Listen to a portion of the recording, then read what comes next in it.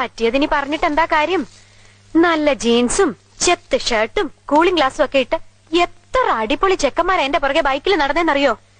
എന്നിട്ട് ഞാൻ വീണതോ ദേ ഹാങ്ങറിൽ ഷർട്ടും തൂക്കി നടക്കുന്ന സദാനന്ദന്റെ മുന്നില്.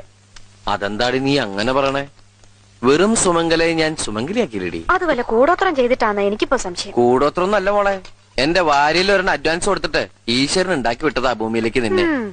മംഗല്യപ്പൊരുത്ത് 1, 2 അല്ല 9 ആ പിന്നെ ഈ ആഴ്ച നിനക്ക് നല്ലതാ, എനിക്ക് അത്ര പോരാ. വരുമാനം കൊണ്ട് ചെലവ് നടക്കും, നല്ല കാലത്ത് ഗുണം ചെയ്യും, സ്വിച്ച് ഇട്ടാ ലൈറ്റ് കത്തും എന്നൊക്കെയല്ലേ?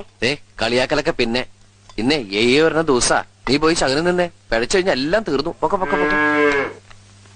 എന്താ ഈ പശു ഇങ്ങനെ കരയണേ? കഴിഞ്ഞ ആഴ്ച ഏലസ് പണിക്കരെ കൊണ്ട് മന്ത്രിച്ച് കെട്ടിച്ചാണല്ലോ.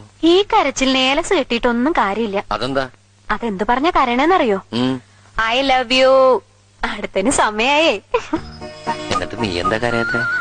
ഞാൻ കരയണൊക്കെ ഉണ്ട്, പക്ഷെ നമ്മുടെ കരച്ചില് കേൾക്കേണ്ട ആള് കട്ടില് കണ്ടാ പിന്നെ നബീസ പറഞ്ഞ പോലെ ഹള്ളാ പടച്ചോനേന്ന് പറഞ്ഞ് കൂർക്കം വലിച്ച് ഒറ്റ കിടപ്പല്ലേ. എന്നാ അങ്ങനെ കിടക്കുമ്പോ ഈ പശുവിനെ പറഞ്ഞൂടെ ഉറങ്ങണ്ടാന്ന്? വേണ്ട വേണ്ട, ശകുനം മുടക്കണ്ട.